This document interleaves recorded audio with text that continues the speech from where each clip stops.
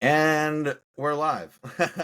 Well, not What's up, live man? live. This is technically pre-recorded. I'm good, man. How are you? Good, good, good. Nice.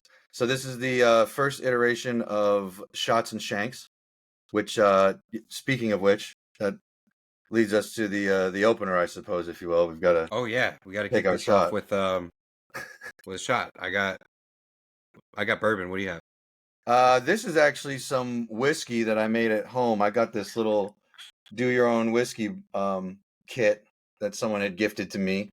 So you just find yourself a clear alcohol of choice. I went with Grey Goose vodka, and then it comes with a bunch of little uh, seasoning bits, I guess, if you will, like pieces of wood and different other flavoring stuff, and you kind of toss it in there. So this has some dark chocolate bark, chai mix, and cinnamon. Oh, that's really cool. Yeah, it's pretty neat. I know that yours. You've taken it before, right? You've drank a bit of that before. Yeah, it's not bad. I made one Did it that meet had. expectations? Yeah, I think you can really taste the chai. I mean, I might as well have only used chai in this thing because that's basically all I Does taste. it have more of a bite after you let it kind of sit, or less of a bite than if you just took the shot? Oh, like would it be better as like a Like, sipping one? is it as sharp after it sits with the flavors? Um, I don't think so. I think it actually kind of has smoothed out. I also don't mind Grey Goose, and I find Grey Goose to be a pretty smooth vodka to begin with. That's true. Like, I can't say I drink the most vodka, but Grey Goose is pretty smooth. Yeah, Grey Goose, Ciroc, and Tito's tend to be the ones I would go for. Although I'm not so sure about Ciroc, Ciroc man. anymore. Yeah, I don't want to be funding any Ciroc baby oil. damn near I'm not- got me in trouble when I was in Korea, man. Oh, okay. I thought you were going to say that we're not trying to supply anybody's baby oil fund any further. Oh no, yeah. So this one is Horse Soldier. It's really cool. When I joined the club, guy named Trevor, he's a part owner to Sips, which is like one of the bottle shops. Kind of go in like you got a super huge variety of bottles, and you can even like it's mainly like the main appeal is gifts. Okay, You would and you're talking about the buy it, country and club that you go to, right? yeah. It was actually one of my sponsors to Okay, get into nice. the club. But yeah, so I messaged him last year around the holidays, and I was like, hey man, like he tries all kinds of stuff, you know. He even showed me on that one hole that we call the Eagle's Nest, with the birdhouse that they put the whiskey and bourbon in. They put like some really nice bourbon in when we played, and he's like, "Hey, check The this secret out." And stash.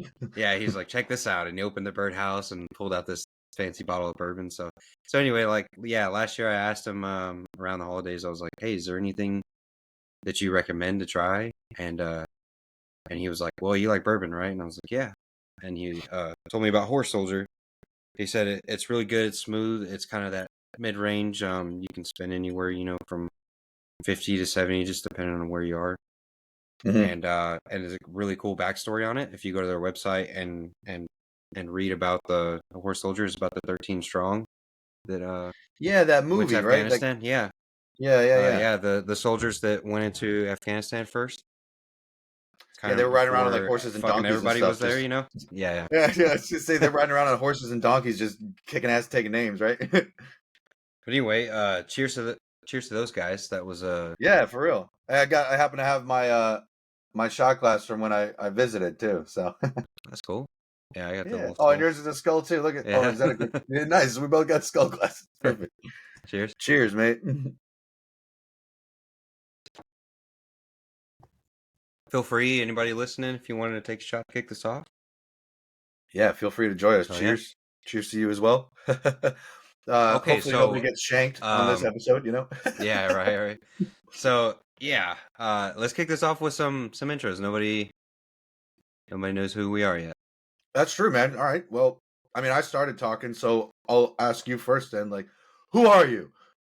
What have you done with the man that I know? So Kyle and Eric, I'm Eric.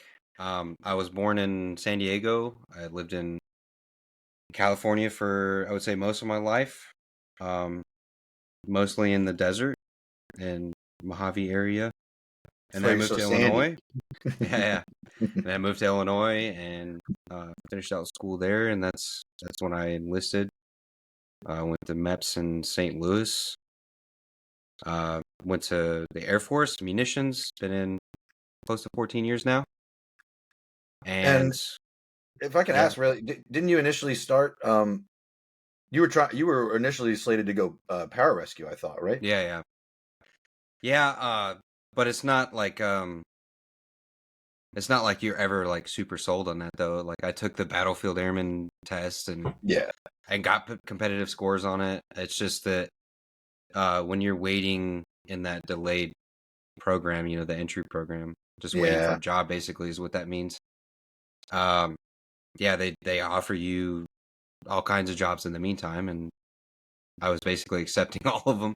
Right. Uh, Well, if you're yeah, just looking to get out of thank there and make a change, yeah. I mean, honestly, thank God that the other slots had like filled up because I love the career field that I got into, which is Hell yeah. munitions. So that's just you the same thing basically, like storing, warehousing, transporting, assembling, inspecting, testing munitions from all the small arms that go into the rifles to bombs and missiles that go on planes.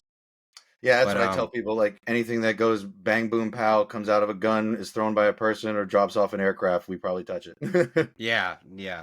I always try to come up with something like new to explain the job without doing like the actual like duty description. Like Exactly. Yeah, that's how I sum it up to people. I'm like, basically, yeah, if it explodes or is a projectile of some sort, and the military uses it, odds are we've had our hands on it. yeah. But yeah, I was saying like thank God the other ones were taken because they offered me security forces, Ooh, heavy SecFo. Ugh. heavy aircraft mechanic, and EOD. Okay, heavy aircraft might not have been that bad. That was originally my first slot. But that's a crew chief on either 517s or 130s. Right, but the places they break down, the free vacations. No, you wouldn't you rather be flight crew than that? I mean, I would like to be. So the nice thing is, like, there are some crew chiefs who So you're get to thinking like fly. loadmaster basically. Well, there are some crew chiefs who are actually like flying crew chiefs. Like they go wherever the aircraft goes.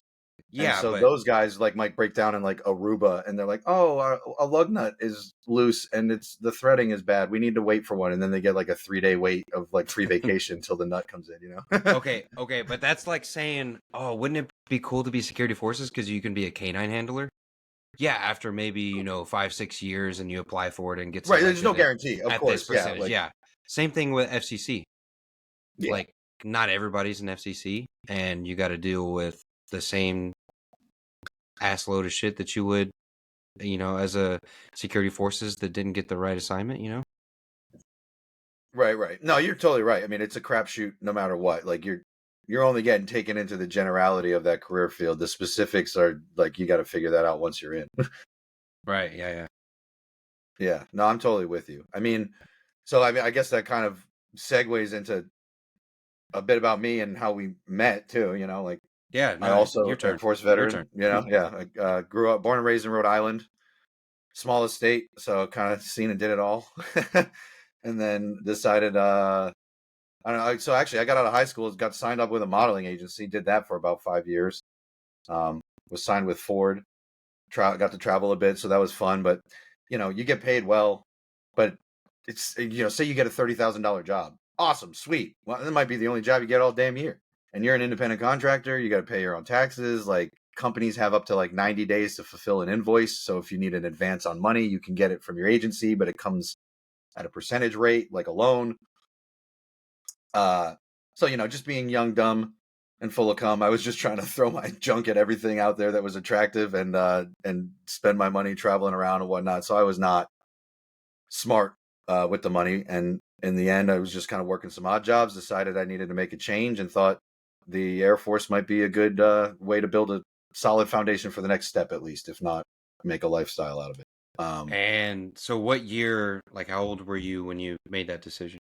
That would be like I'd say I was starting to decide that around like 2012 because I officially like enlisted and went off to basic 2013, and I actually, yeah, it was 2012 because I remember I even had a scary incident where I knew I was going off to basic soon, and went to go celebrate with some friends and went out and had a few drinks or whatever. I ended up getting pulled over that night, and I don't think that there was anything wrong, and I was going through the field sobriety test just fine, but the guy was like being a real jerk about it. So long story short, I ended up getting arrested, and the judge gave me some leniency, being like, "Oh, you've never been in trouble before. You're going off to the Air Force soon." Like, Was it that judge from the TV show? it Always wasn't. lets It would. I the know guy it that would have lets been everybody great. off. Yeah, dude, it would have been so great too, because like that Yeah. guy that everybody loves is a Providence judge, and like I've That's the seen him funny thing before. about Rhode Island. There's like 3 Yeah. judges there. Yep. But Yeah. he's I can't remember his name right now, but I know exactly who you're talking about. And Yeah. really nice guy. I heard actually recently, I think he got diagnosed with like cancer or something. Actually, like Yeah, that's unfortunate, man. yeah, Like, there's bad some things happen to good like people. I have seen everything from kind of like clips, of his show, but Mhm. yeah, some of those clips, like He's for got a both heart, man. for both leaning on people and taking weight off of people. Yeah, Like yeah, that guy's really genuine. Like It's- there's not a lot of people that are like that guy, I heard especially it in that position. Oh, for sure. And I heard this recently said in a documentary, and I'm gonna try to use this more often. I'm Someone was sorry if talking about I'm like, looking away here and there, but as we're recording this, the Steelers are playing the no, yeah, I know. the I Eagles. figured So you're keeping stats. I'm trying to get to like the scoreboard, you know. No, but real quick, like just about the judge thing. I heard this recently in a documentary, and I thought it was really well put. Or it might have been a podcast. Doesn't matter.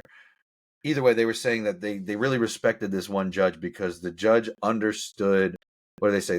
The judge understood the letter of the law, but also recognized the difference in the letter of the law and the spirit of the law. And like, Okay. to me, that resonated. And like, I know it kind of sounds a little like woo woo or weird, but like, yeah, the law is written this way. But how about we actually assess the situation and like, like this person shoplifted, but did they shoplift and harm anybody and steal like a bunch of valuable items to resell, or did they just try to like steal some baby formula and not bother anybody because like they can't breastfeed and they don't have food for the baby? You know what I mean? Like it's like it's still not right, but maybe handle that differently. You know what I mean? I mean, I could see how that would resonate. Yeah. So anyway, so that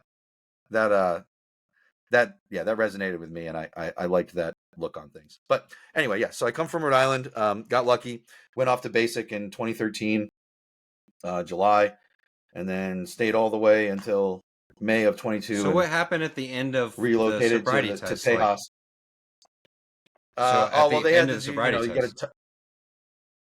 So at the end of it, he was like, okay, he's like, all right, I'm gonna take you downtown. And I'm like, but why? I just passed all your tests. And he's like, no, you didn't. I'm like, well, then tell me what I failed. And he's like, I don't need to tell you that. I was like, I feel like if you're testing, but you need to tell subjective. me. Yeah, like what is going on?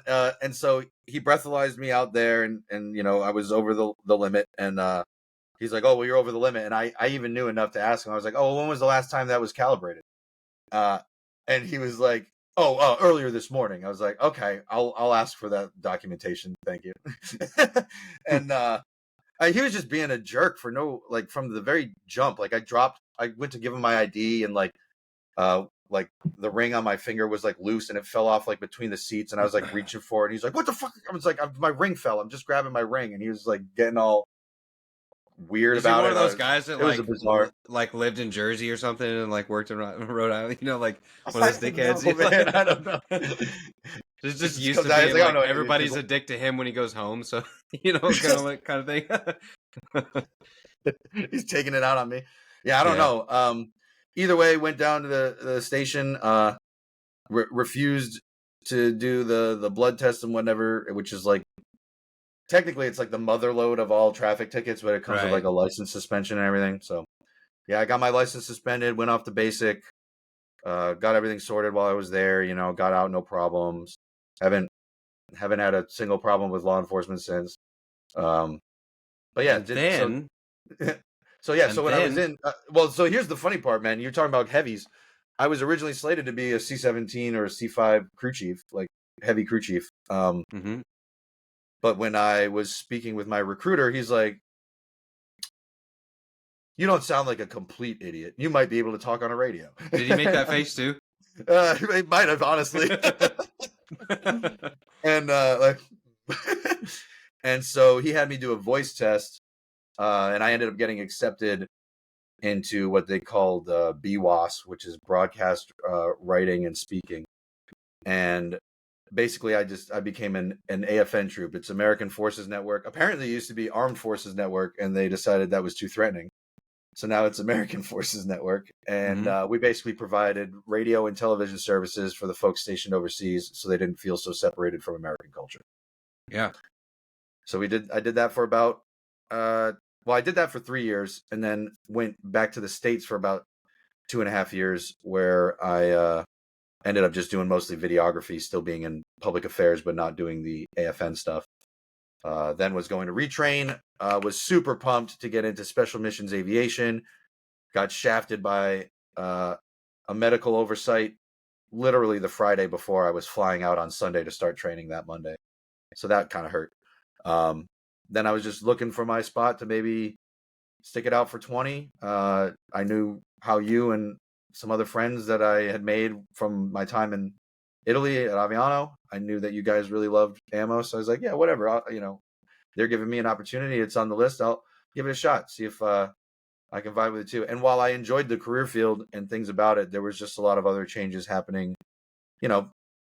People change. Like personally, there were changes happening in me and things that changed in the Air Force. And just for me and my outlook and what I wanted out of life, it just the puzzle pieces weren't fitting together anymore. So it was just time to and I feel like that's more of like the branch or even the DoD's kind of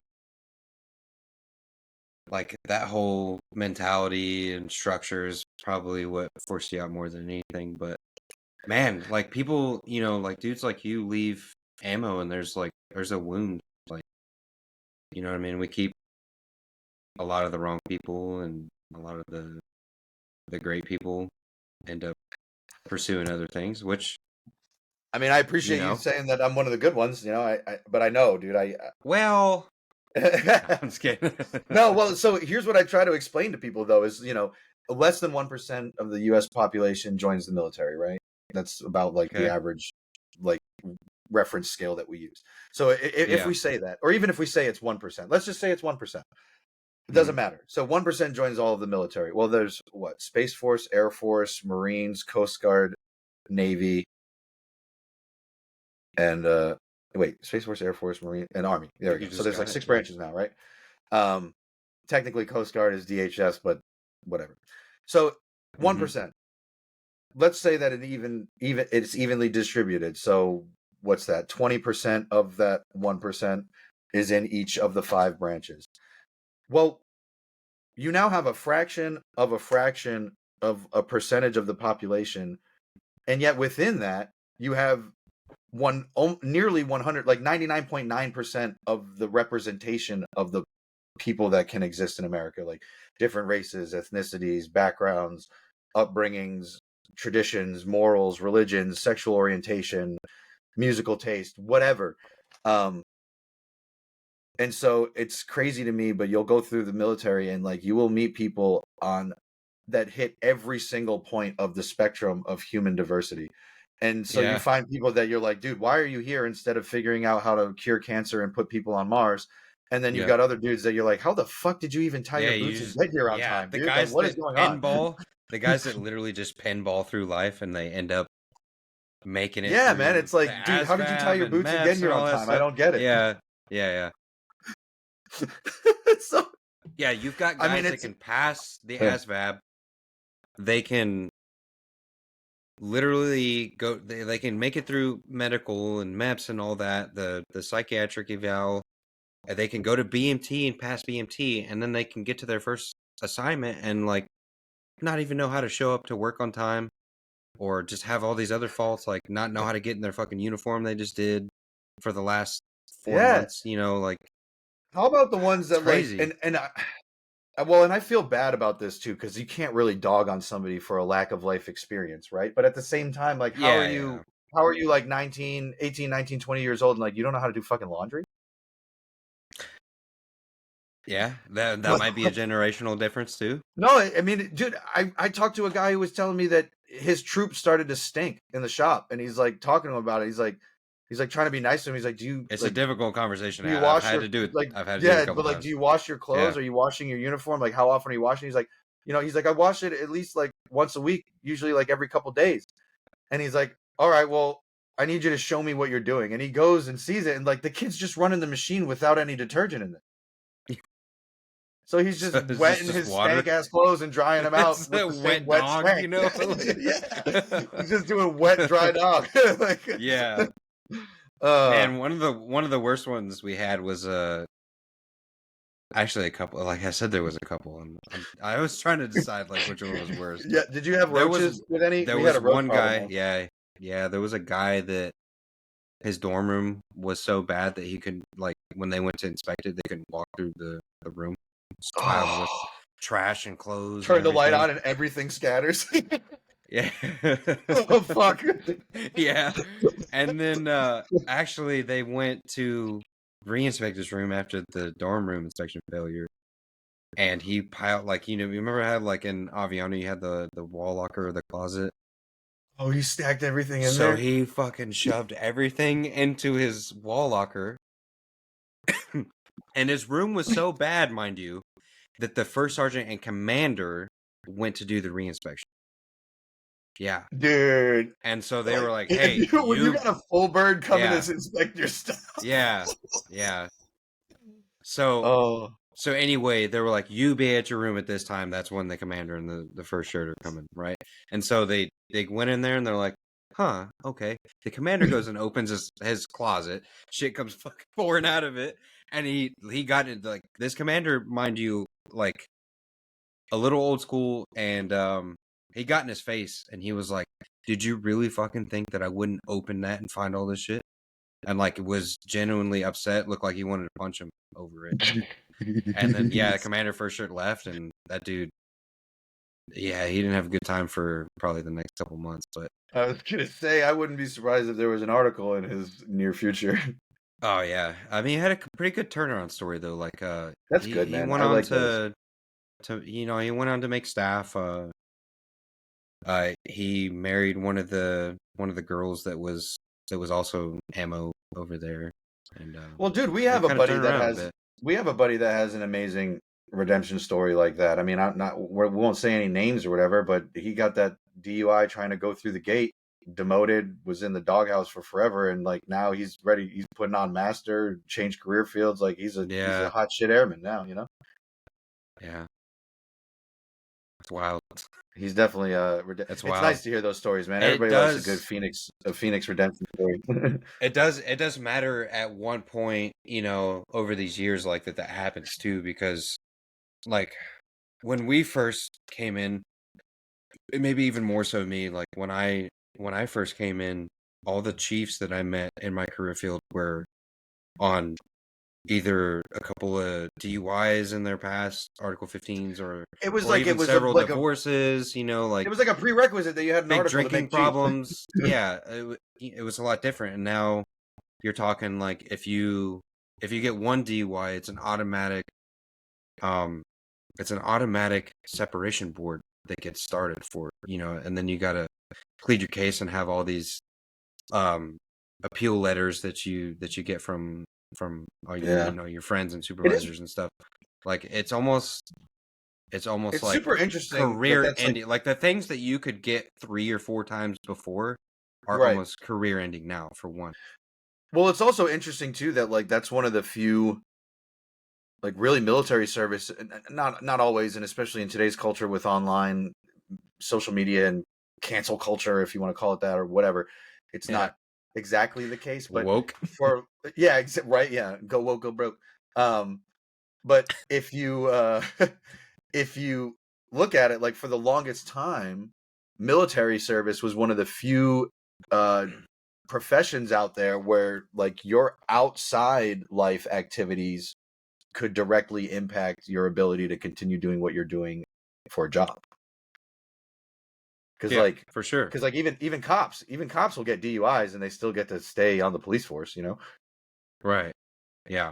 Usually like that's a some suspension without pay or kind of thing. Well, Yeah, whatever. That's another thing that's crazy too, right? Like, that's so interesting, right? Like, you basically get like a free paid vacation while they investigate if you did some shitty stuff. Like, must be nice. All right, since you're looking at it, what's the current situation it on the was field? blurred out. Like I was trying to figure out why the fuck it was. So I have no idea. I did see that Philadelphia had like way more yards, so maybe Okay, well, they have the points right now. I'm rooting But for you, buddy. yeah, it was like blurred out, and then like I pushed it again to like see if it would like unblur the score, and then it just started like broadcasting, and I was like, fuck. All right, well, so let's see. All right, so that's a little bit about me. Yeah, so just to end it, I guess, got out in 22, relocated to Texas instead of going back to Rhode Island, and yeah, we've just been chilling and loving it out here since. And like, you're in Cali now, and it's been fun to get to go visit you out there. But dude, the times we had in Italy, oh my god. Yeah. What was the thought process on picking Texas though? So I might get some judgment. Where were you? Where were you when you separated, and then North Carolina? So North Which Carolina. wasn't bad. Yeah, like Seymour Johnson. Seymour Johnson was your last base, right? Yeah, Goldsboro. Right. And so, like, what went into the whole process of separating? Your qualifications, and then like, what made you pick Texas from there? So separating, it was just my contract was up. Because it's weird. I did almost 2 months shy of 9 years, and it was all one contract. Like, I never re-enlisted because I just kept taking extensions for career change or whatever. Because you could do like what, up to 4 years or something like that. Something like that. Yeah, it's like you can get another like 4 to 5 years out of it, depending on how you play. I think you can do a total of 3 extensions themselves, 4 extensions themselves, not to exceed 36 months or something like that. Okay, yeah, you might, because it's weird how they determine it, because like sometimes you'll get like an 8-month extension so you can finish training or something, and then like whatever. You did the maximum, and your EOS was right at the 9-year mark, right? 2 months shy to the day, like literally 2 months shy of the day. It was 8 years, 10 months.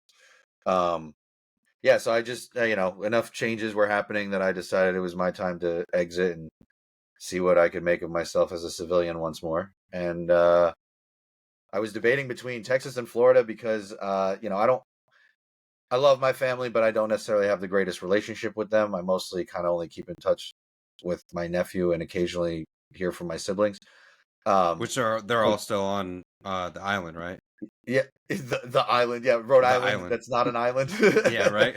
Yeah, no, they're still all up there. Plus, another thing that I thought about is like the cost of living up there is just ridiculous. I'm not necessarily the biggest fan of the politics and policies, but even that aside, cost of living is high. And I tried to explain this to someone before, and I think you'll get what I'm attempting to put down here. But like, basically anything that is like, it's one of the original 13 colonies. Like, anything that could or would be able to be had there has already been had, and now it's a matter of like, oh, you want this? Well, what are you going to give me for it? You know what I mean? So at least out here in Texas old money and such, has there's anything to do with that? Oh, absolutely. There's tons of old blue blood money out there. 100%. Generational. And there's still, dude, Rhode Island's probably one of the last places that still has an active mafia presence, honestly. Well, why didn't you just like Rhode Island, Jersey, New York? They probably some of the few places that still have some like legitimate mafia. Well, I'm not Italian, so I wouldn't have had an in. I was gonna say I don't want to dime out any like race in particular that would be still taking that, but I have a genuine. Well, it's not the Irish mafia, or I said that. Like, is the most important question of the day. Why is your calendar 2011 back there? That's just because that was a gift that a friend brought me from France. It had cats on it, and I've got cats, so they brought me that. So I just a little decoration. Cool. It's made out of cloth too. There's like a whole collection apparently. Okay, so we got why. Oh wait, but I didn't tell you why Texas. Yeah, why Texas? Well, this is why I might get some hate. I wanted to get back to normal life sooner instead of later. I was sick of all like the COVID residual hang on regulations and BS, and it was either Texas or Florida, and Texas is a little less swampy. So Okay. Yeah, and then I love so Florida too, though. so at what point did you know what you were getting into going there, right? Because you had to transition. At no point. You had to like obviously you got a degree, right? You got a degree before you were getting out. Mm. And then at what point did you know what you were transitioning into? Because that's the hardest part for anybody to either retire or separate is that Okay, I see transition. what you're saying. Yeah. So it was probably like, let's see, I got out in May. I took my terminal in April. I mean, it was around the holidays that I was like, knew that that was for sure my decision. And then I had to start planning, like, okay, what's going to be my transition? Like, I can't just step out. Like, it can't be like walking out of the prison and then just standing there. I'm like, I got to at least have a car waiting for me or something. You You know? got the old stick and hobo sack, you know? Yeah, I got the hobo sack on a stick, just like, man, like looking for a train car. Yeah. Yeah. um, so I knew I had to do something. So I ended up, because of the degree I got it in cybersecurity, which, like, don't ask me shit about it because I haven't used it. So I feel like I know next to nothing. But I was, And where'd you get that? was I got that through Waldorf University. Well I done. don't know if any, like, I had never really heard of them before, but they had just opened up the program. I knew that it was I knew I know cybersecurity is, and probably with the way the world's going, always will be, like, a highly necessary and sought after skill set. You know what I mean? So, It's honestly a scary thing right now. oh, dude, the white hat, black Just hat seeing like stuff, like, how much like is mhm. getting kind of messed with. Just it's almost like a troll kind of thing, right? Like we have near peers to the Yeah. US that are just like the stuff that they get into like isn't necessarily like Well, and this is damaging a rabbit anything, hole but we it's don't have just to go like down. right or we don't, but No, I mean, it's almost like I would like to at it's some kind of point, but I like was gonna troll. say, Yeah, it's kind of like trolling, yeah. Well, and also you got the weird thing where it's like some of our closest allies are doing some of the most nefarious digital things to us. So it's like, with friends like that, who needs enemies, right? Like, Yeah, for sure, yeah, yeah, it's such a bizarre landscape, really.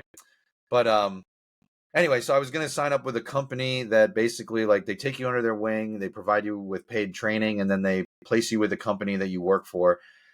And so let's say I'm working at Wells Fargo, but I'm technically under company ABC. So mm-hmm. ABC is paying me for my training and is paying me my salary while I'm working at Wells Fargo, but So you're I'm just like third on party loan to them. basically. Yeah, exactly. It's kind of like almost like staffing agency, but not quite, but like slightly different.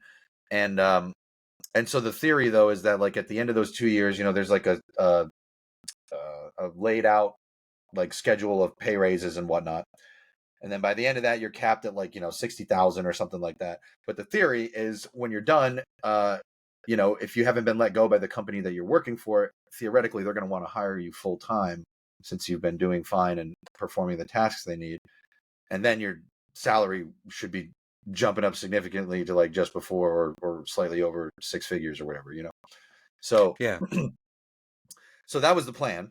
And it was going to be a pay hit and all that, but I was like, you know what? Like, I can manage this. Like, I don't have a ton of stuff. It's just me and my cats. Like, I'm getting a single bedroom apartment. Like, I can manage this. It'll be okay. It might be a little bit of a struggle, but I'll see the light at the end of the tunnel and we'll get there eventually. But I ended up getting lucky. Someone reached out to me on LinkedIn, had seen my previous public affairs experience, and was like, I know you've got stuff on your resume for cyber and whatever else, and we might be able to get you to dabble in that stuff because of the way our company is structured. But ultimately, we're looking for someone who would be willing to do these things. And I hadn't done public affairs stuff in a while, but didn't necessarily mind going back to it for the right reasons. And so, yeah, took that. Ended up getting a pay raise, which was nice. yeah, And got out. Ended up getting really lucky with my benefits rating and all that good stuff. And, knock on wood, there's plenty of things that I could complain about, but in the grand scheme of things, like, it really ain't so bad. So far so good. It's just kind of like, what the weird thing is, man. I try to the metaphor I use is I tell people I feel like I'm shopping on an empty stomach, which they always tell you to never fucking do.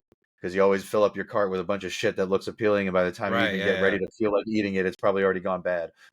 So like I feel like Yeah. I'm kind of piling everything on my plate right now. You know, like the world's my oyster. I never really felt like I ran into like a passion or a calling or like something that was truly and deeply fulfilling. And so I'm kind of like, oh, I want to try a little of this. I want to try a little of that. And like, and I Yeah. feel like I'm kind of like slowly overfilling my plate. And at some point I got to figure out like, what do I really want to chow down on? And what can I actually like put aside? Cause like, it looks nice, but it's probably not for me, you know? Right.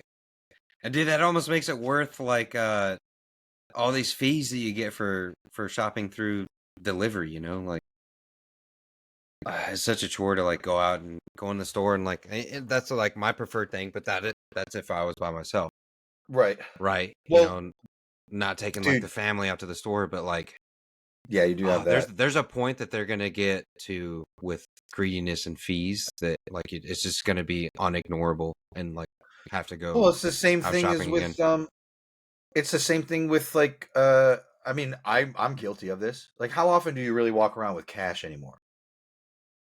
And Um, like, I tell you a I funny mean, story about that quite no, often from golf. good and good, and you should. Yeah, And I mean, if it's yeah, because golf bets, yeah, yeah. yeah, But well, so whatever the reason is, good on you for at least having cash on you more often than not. Because a lot of people yeah, don't, and like what you don't realize because they don't say it up front, but like every time you are swiping your card, there's like there's a small transaction fee that you're paying, and I think the businesses often end up paying it too. It might be like a 50-50 split or something, I don't know. yeah. but but that's why like Actually, some companies won't the accept certain retailer ones. themselves have to pay a percentage for every swipe, and Right, that's so that's why why, most places used to not accept Amex because they had the because it was the highest highest percentage. rate, right? Yeah. Yeah, exactly. Yep.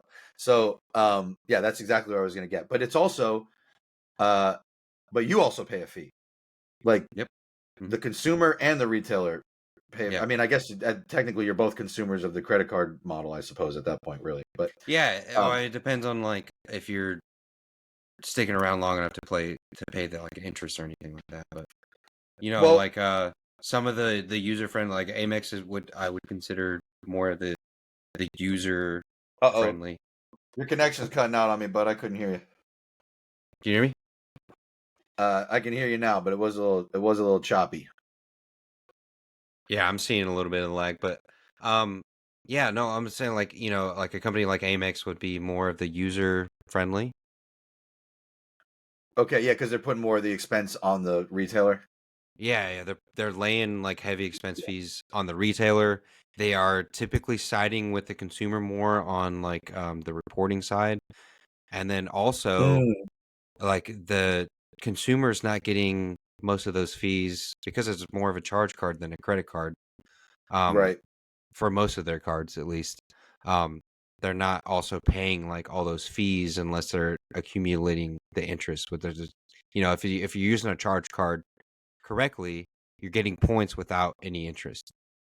Right, right. Well, and that's what I explained to like my nephew when he was talking about this stuff. I was like, I personally am of the belief that like society should not be structured in such a way that if someone doesn't want to use credit cards, they shouldn't have to. Like the whole like credit score, all that stuff. Like I think that's a load of bullshit. Like if you've got the cash for it, fucking cash is king, right? Like it reminds me of the story of you remember the comedian Mitch Hedberg?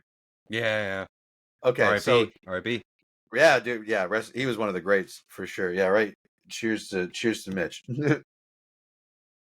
But he I guess he was a very off the grid guy.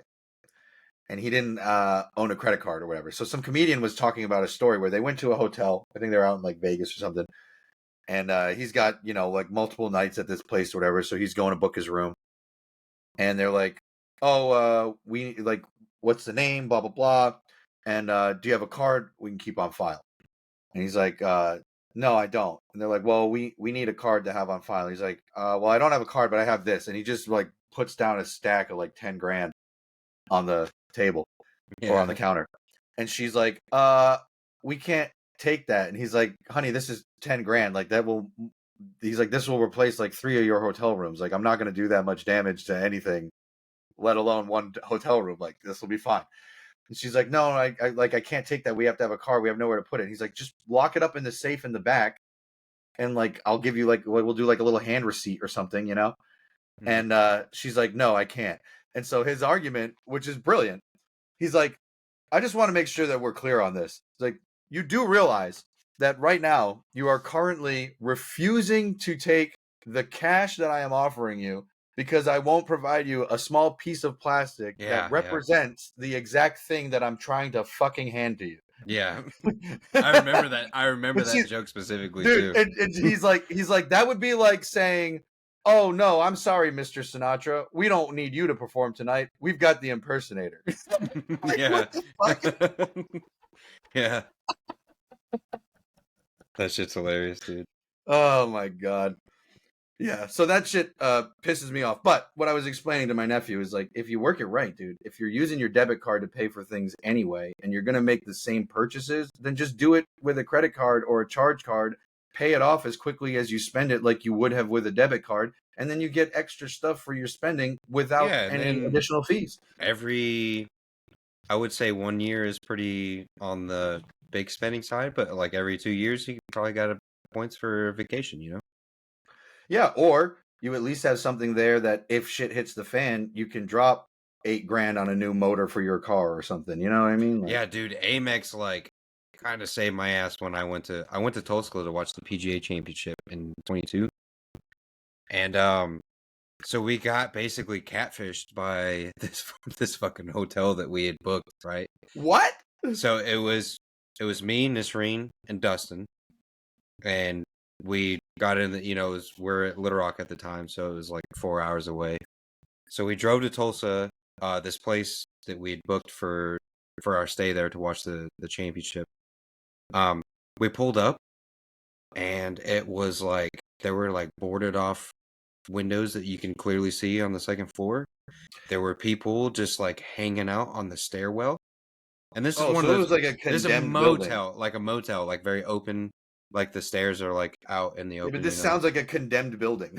Yeah. So there were like you can clearly see like a lot of damage. Like there was like a boarded off window, and then the stairwell just had people like just sitting on it. And then so we go inside, and I was kind of like, do you consider this a safe place? You know, like I obviously my mind was already Oh no, made your up. stuff's cutting out again. So I asked him, I was like, do you consider this a safe place? And like my mind was already made up. Nisreen, Dustin's mind Like, hell no. already made up. Yeah. But they were, oh yeah, safe, so safe. You know, What? we Oh wait, you're asking the people. yeah, oh no, we're asking the owners So when that's why I we was were confused. checking in. You cut out for a second. We were checking in, yeah. Like our minds are already made Oh up. my Like as soon as we pull into this fucking place. So anyway, so we had already paid, like I had already paid the deposit, which I think was, we're talking like around somewhere between like 4 to 550 for the whole like 3 days or something like that. Okay. $100 deposit. And I was like, I asked them the question. I was like, do you consider this a safe place? And they were just going on and on and on about it. And like our minds were made up. I as soon as they finished, I looked at him. I was like, look, I'm gonna be straight up with you. Like, I'm not staying here in anybody's wildest dreams. I'm not staying here. Like, you got fucking some strange ass people out there that probably haven't bought a room. Like and like yada yada. Like, I'm not trying to get stabbed tonight. I even saw one of the doors has like the broken fucking latch on it, from the inside.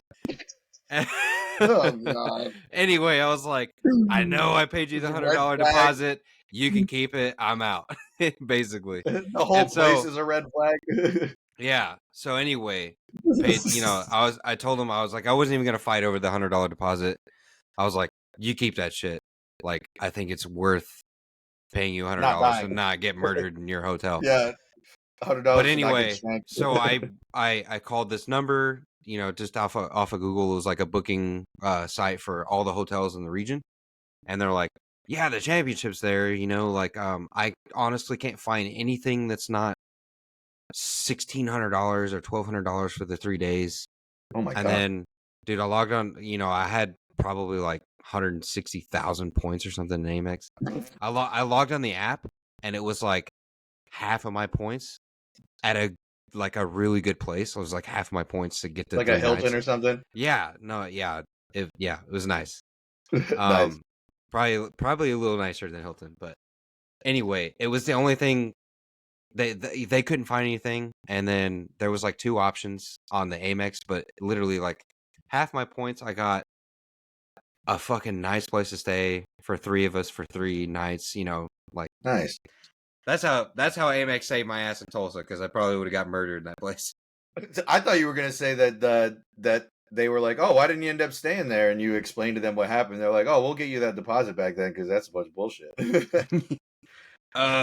Yeah, no, I wasn't even gonna fight him about it. I was like, I don't even want to be in this lobby anymore, you know, like Yeah, it's like you just paid like $33 a person to not die. like it was so, you know, there's sketchy, and we're talking about Tulsa is like one of the biggest refugee locations too. Oh, I see. I wouldn't have known. So I would like have just thought like big city, like outside of any yeah, big city where so there's wealth. There's I'm always not like, talking about just yeah. like a bunch of homeless people in tent city and like, but like it was, this part of town was genuinely sketchy, like very Yeah, sketchy. I don't yeah, get yeah. sketched out a whole lot, and like Well, we I'm walked around standing. San Francisco. Yeah. Well, yeah. I mean, they're just We didn't go to really too kind many sketchy spots, but just the of whole yeah. There's just like low lifes and thugs in San Francisco. yeah.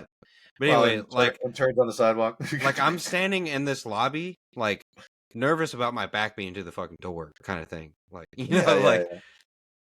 yeah, Just it's immediately just on one of edge. those places. It's just one of Well, those some places. places, dude. Well, you know, Like I'll this go back kind to of. Afghanistan and not that fucking hotel. Well, it's I don't know.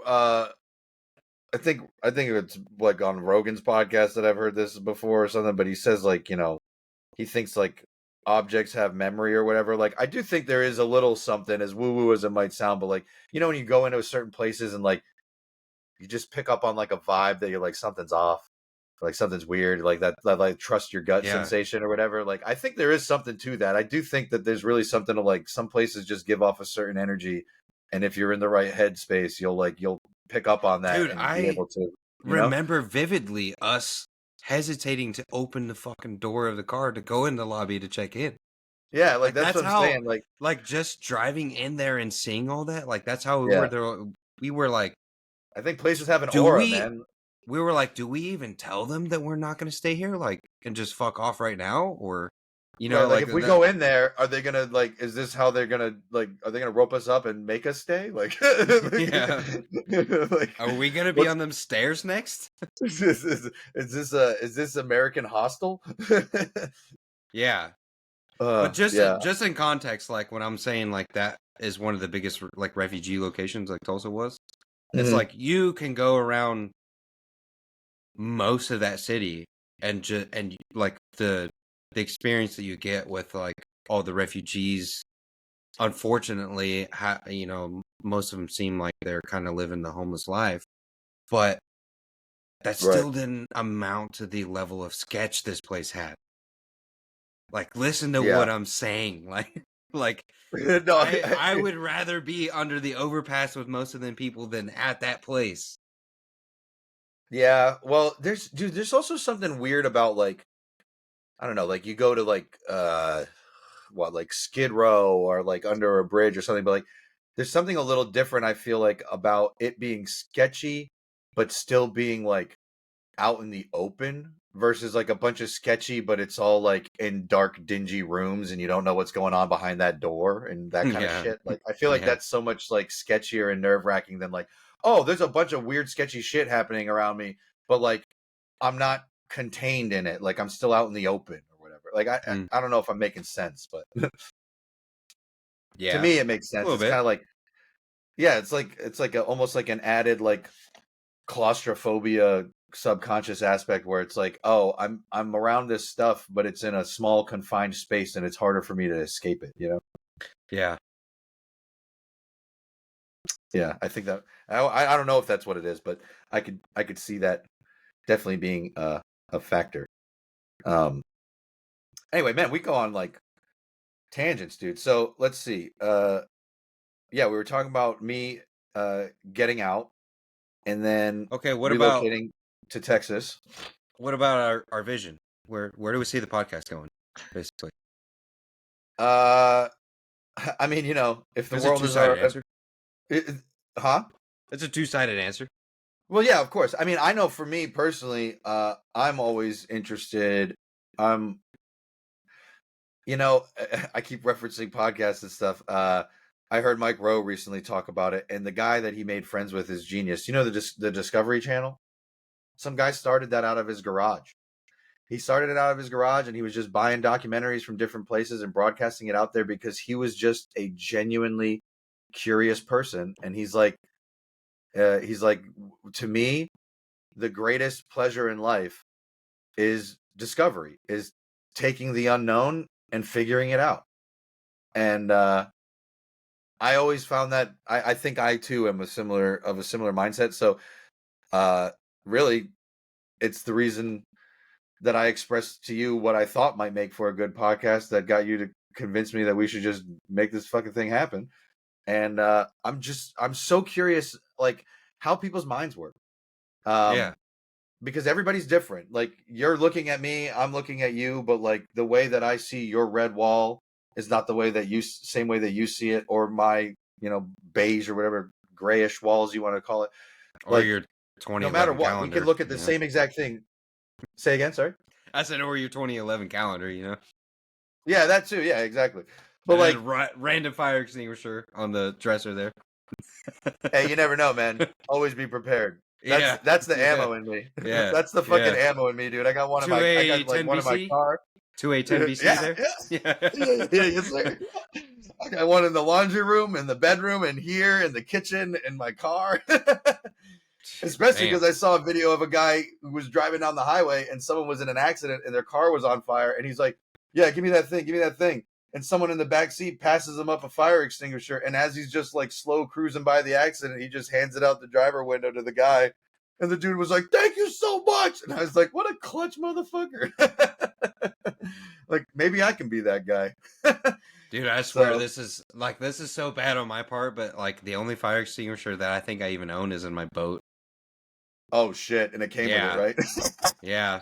But this neighborhood, obviously Northern California, the whole like risk of wildfires, like this neighborhood has internal and external fire alarms too. So like if one house catches on fire, the whole neighborhood will start, like, there's outdoor fire alarms that'll start going. Hey man, just because I care about you, I'd still say have one, because you can hear it's going. You can hear there's a fire, but it's not going to put it out. I've been here a year now, and like I thought about it several times, and then I decided to get a boat, and I was like, my boat needs a fire extinguisher. Yeah, the thing that's on the water, it's mandatory. Like, it's mandatory to have it. Which is also kind of funny too. Like the thing that's on the water, the stuff that's most likely to put it out, it requires a fire extinguisher. Yeah. I mean, obviously we know, like, gas and all that stuff, like, different. Yeah, it's crazy. Like, and like that's like the most likely situation you have to get carbon monoxide poisoning too. Is on a boat. Oh, that makes sense. Okay. Yeah, it's weird, right? Yeah, interesting. Yeah, because well, everybody's mindset is like, oh, I'm so in the open. There's water and all this. But the monoxide sinks, right? Yeah. And so then, because you're in the water, it sinks down to water level, and then it's just right in your face, it will accumulate. So if you just keep your boat running nonstop and you're not actually active or moving, like, it'll accumulate and it'll just kind of like do this little cycle, and it'll stay in the boat, and you can get sick and pass out. Oh, no shit. Okay. Yeah. That's not what I was thinking. Like, if it was on fire and you got in the water and it settles just above the water, and then it's like just right at your face anyway. No, I kind of get stuck in the hole, Yeah, okay. It becomes like a little like vortex, like, okay. Yeah. Like when you run your the That's just why they recycler on your say, AC system. you know, like you see all the pro fishermen will use like trolling motors when they're kind of they get to their, well, obviously not to scare the fish for the main reason for them, but also use a trolling motor because you're moving so slow, not accumulating all that carbon Gotcha. Yeah, that monoxide. makes sense. And then yeah, the biggest problem is like all the pontoons and party people. You know, that's the biggest warning is for them not to sit in place with their engine running the whole time. Right, because you got like 40 boats and they're all doing it, and they're just in a big old cloud of carbon monoxide. Yeah, the Jeez, big fart on it the looked lake. like the what was that character from Peanuts? Like Pigpen. He's always got like the swirl of dirtiness around him or whatever. Yeah, Yeah. or like the Charlie Brown. Yeah, exactly. Pigpen, I think was his name. Yeah. Yeah, So yeah, but that's where it comes from. Really, is just like you said, the fire extinguisher. We could both be looking at that and agree that it's red, but the way that you see that red is different than the way that I see that red, and that's like a known fact. Which is why people argue about like, oh, it's blue gray, or like, no, it's just gray, or no, it's just blue, or whatever. And so because of that, it got me thinking about people that are like exceptionally good at things. Like a guy that I follow on Instagram, I think his name is like Ashton Langworth or something like that, but he is autistic, and he starts off his videos. He's like, "Hi, I'm Ashton, whatever. I'm autistic, and my autistic superpower is demolishing golf courses." And he goes out and hits from the pro tees, and will come dude, back that like guy. 5 under. Dude, Is he the one that's like what does he say? Like he makes those, like he holds out. He says like, the weirdest shit. He'll like, yeah, he'll like hit he'll hit a shot, and he'll be like, "Oh my god, if you don't kiss the boy Mary, I'll do it myself." And like he says the most random shit. He'll make a birdie, and he's like, "Birdie dance." God, dude, he made that Instagram video that was like, obviously it probably took a bunch of takes on everything, right? But he when he's doing the hitting over the simulator, yeah, he's on a simulator. He putted in, then he chipped in, then he like holed out from the fairway, and then he like got a hole in one on a par 3 with an iron, and then he hit the like a drivable par 4 and fucking hit driver, and it went in. You know what I mean? This is like he's been making these troll videos fucking with Bryson, because Bryson's been doing that challenge of trying to get a hole over his house. He finally did after 16. Like it was day 16. I think he got it. Oh, I didn't even see that. Yeah, I'll have to check. Did. But he did. But what he did was he put Bryson's house on the simulator and like set up the distances and everything. And then he was like, "So what I'm going to do is I'm going to try and do this, and then it'll be like this, whatever." And like, he's such a jackass. I love it though, because he knows he's good. But like, he'll tell him, like, so he was nailing him, and he's just trolling Bryson, like, why haven't you done this yet? And then, yeah. And then he goes up and he's like talking about, like chipping strokes. He's like, so what you want to do is you want to go up there and kind of like do this, and it'll leave you a nice short little like 2-foot putt or whatever. And like, as he's turning back and talking to the camera, he hears like the clunk of it just going in the hole, and he's like, "Oh, yeah," and like pulls out another ball, and it keeps me and him like talking about like, okay, so now I'm gonna hit it like this, and then it's gonna leave me like a little 1-footer or whatever, and they just keep going in, and he's just like, yeah. He's like, God, nothing's going to plan. Like I keep making it. Yeah, and so it's people like that I'm like, dude, like what do you see, dude? How much time and filming goes into that? You think? Well, the filming aspect. I saw him talk about the holing out one. So where he putted, chip, hole in one, and then par 4 hole in one. Like there were a lot more effort on like some of the shots, but like it took him a long fucking time to do that. So I don't know like how many takes he's taken on these other things. I'm sure it's not just like, I'm sure he's meshing things together or whatever. But and who knows, dude? Maybe there's a way to set the simulator where it's like, as soon as it's within like 4 feet of the hole, it just auto tracks into the hole. I don't know, but maybe.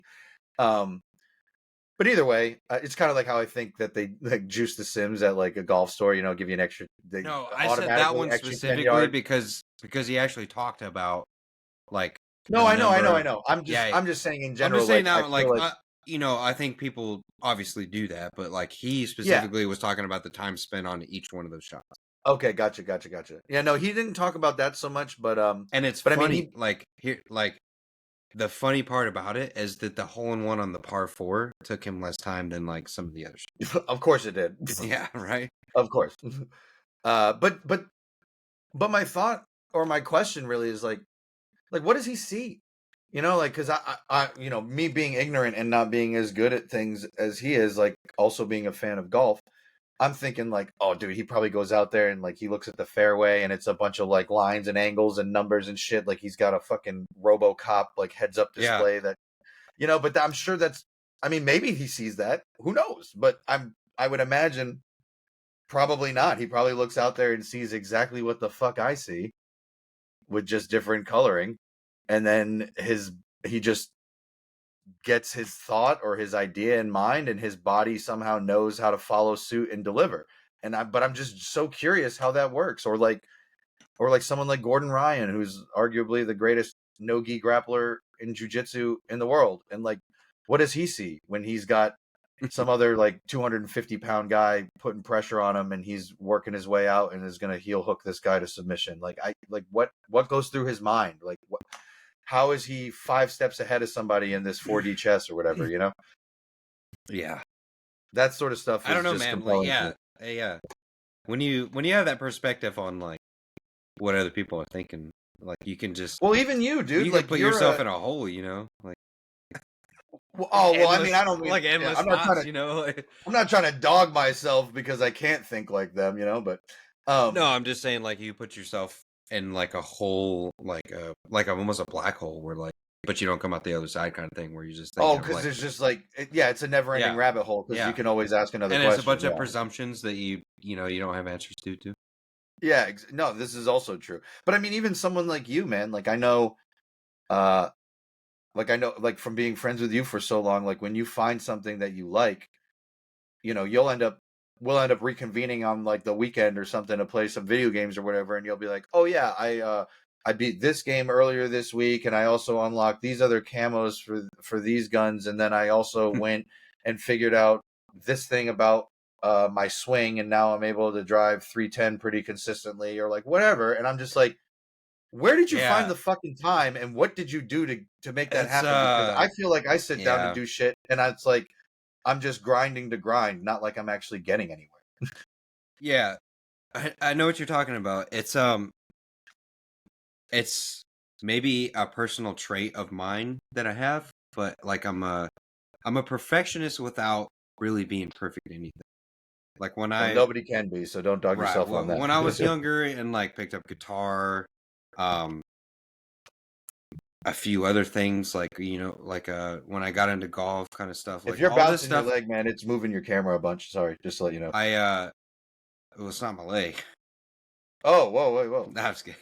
No, yeah, your camera was just wiggling a bunch. Sorry. So guitar was like the first thing that I really noticed this on, but like when I kind of get a passion for anything, like wait, when did you pick that up? By the way, how long have you been playing?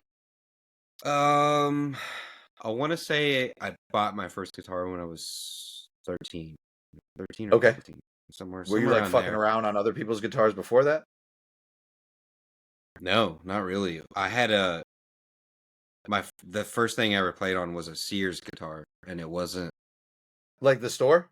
Yeah. Yeah, nice. Was it like some like Fender knockoff? They used to sell these guitars that like were borderline unplayable. Like anybody that listens to this that has ever played one of them understands like the strings are like this high off the freaking fretboard. Like, and I'm talking like a whole like 3/4 of an inch like off the fretboard. Like you have to push down super hard. The freaking fretboard is like unslidable. the quality is really bad. But anyway, that was the first thing that I ever picked up, and that was just because my dad had it. And might as well have like a balsa wood banjo. He had this little I think it was like an Evo, but it was like a little amp that you can clip onto your belt, and all it took was a 9-volt battery. Oh, so you could be your little mobile concert? Yeah, basically. And so I had that Sears guitar, and we're talking like maybe 12 at this time. So I had that little Sears guitar, and that little 9-volt battery amp, and like I would just kind of dink around on that before I knew how to do anything. And my pops knew how to do like smoke on the water. Yeah. So basically, he taught me. Yeah. So he taught me how to do that because he was a bass player. He was actually in a band called Morbid back in the '80s. So he was like Nice. in one of the '80s bands. Was it a punk band? No, it was like a kind of a thrash metal, like everybody was doing at that time. Like They're a they like had going for like Slayer kind of thing? they had a heavy Slayer, Megadeth, Metallica influences, Okay, yeah, and okay. and that ended up being where my influences came from. Um, Mhm. both I would say my dad was like way less a Metallica fan than both me and my mom are, but she was a huge Metallica fan. Mhm. She would even say when she was pregnant with me at 9 months, she won tickets over the radio to go see Metallica. And went Nice. there, and Guns N' Roses opened up for Metallica, and they came So out. so Metallica was your first concert before you even came into the Yeah, world. basically like in the womb, yeah. So Metallica was like a huge influence for me, and then like some of his You got aspects, Metallica mommy. I liked it's just thrash metal in general. Like I liked Yeah. Pantera and Megadeth and Slayer and Metallica, all Iron that stuff. Maiden. Yeah, yeah, for sure. I think it was probably like on the lowest aspect, just because some of the instrumentals, like not to get into that, but anyway, so yeah, So so 13 is when you 12, 13 is probably when you started. yeah, so I would dink around on that little 9-volt amp, and that was when I could know how to do like Smoke on the Water. And then the first song that I ever learned was after I bought my first guitar, which was it was a Fender Strat, Okay. and that was when you can get one for like $230. Like I had saved up my money. I think I was working at the pumpkin patch at that time, like seasonal, and I saved up the money to go to this guitar shop, and I got this Fender Strat, and it was lit. The pickup guard was one of those like mirror kind of things, so it was like, Oh, nice. yeah, it was cool. And the first song that I learned how to play after I got that, like from start to finish, was "Fade to Black" by Metallica. Nice. Yeah, Dude, it's so funny that you mentioned Smoke on the Water too, because like so my brother-in-law is a bass player and he tried to I played keyboard a little bit when I was younger and then played clarinet and transferred to saxophone and enjoyed all that. I'd love to get a saxophone again. Those things are so damn expensive. oh, but Um you also like have the vocals though, like people don't probably listen to this, don't realize like this dude can belt, this dude he can freestyle rap, like he's just almost impersonate like anything on the planet as far as like you know what I mean, I like try. It's very fun. vocal, very vocal. I do have yeah, I guess I do have a fair amount of vocal pliability or whatever you want to call it. Um but it's just funny that you mentioned the Smoke on the Water because that was the first one that I learned like on bass, and Yeah.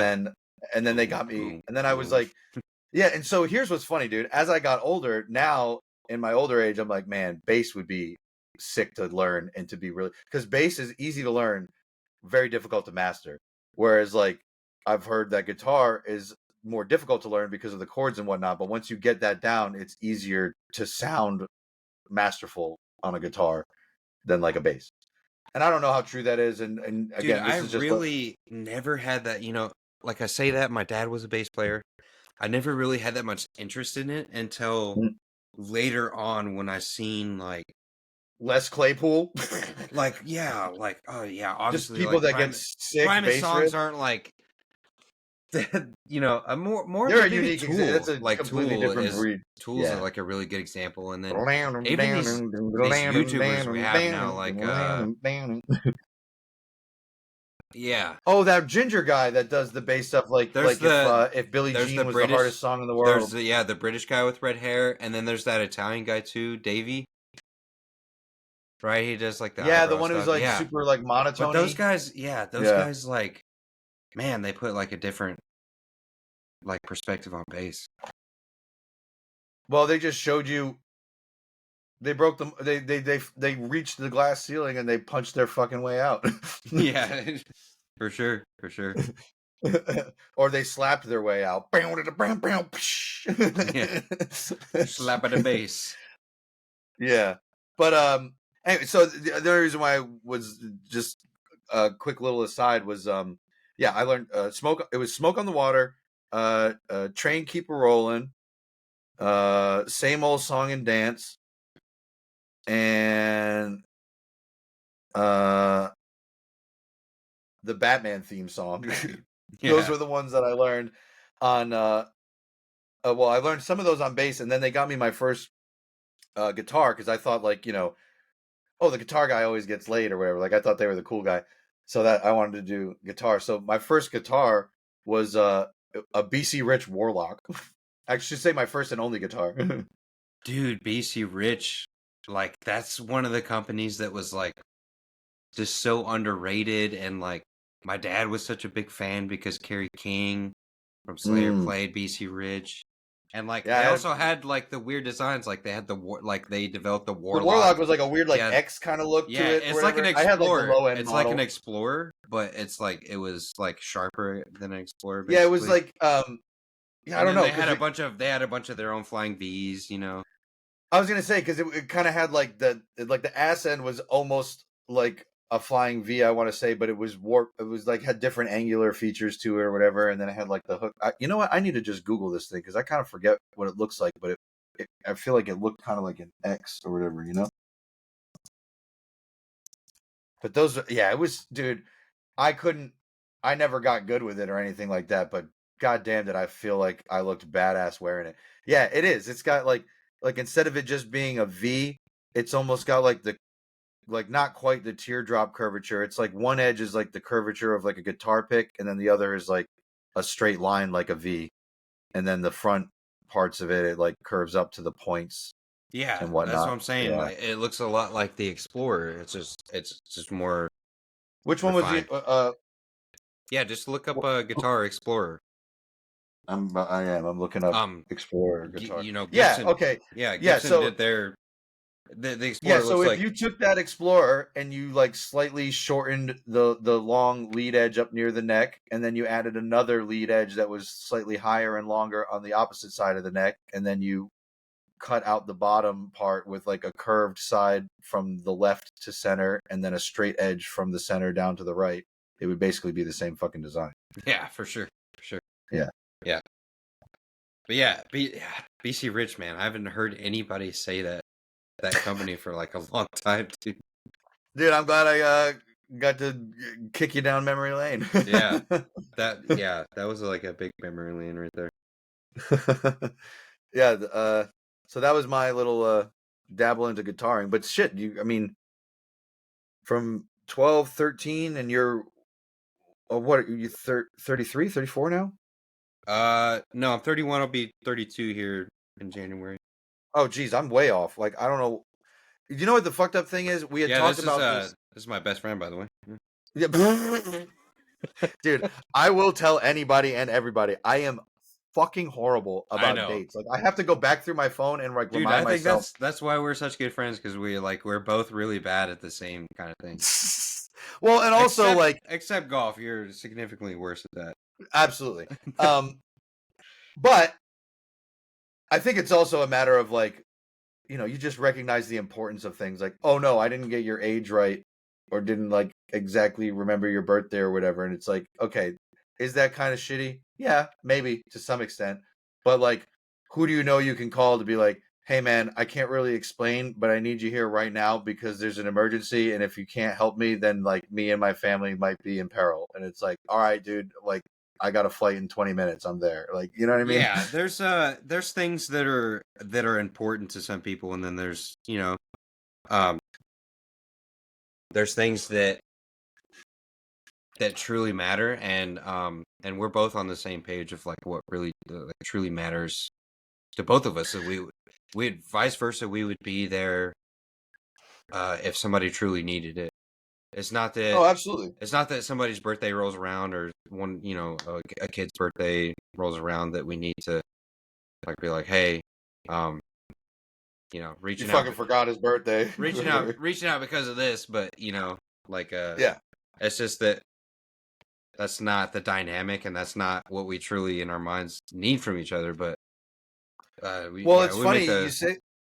I'm glad you say this though, because I didn't talk about this with you, I was but I stumbling on was. that because the Eagles are 7-up right now. Oh no! Don't think about it, buddy.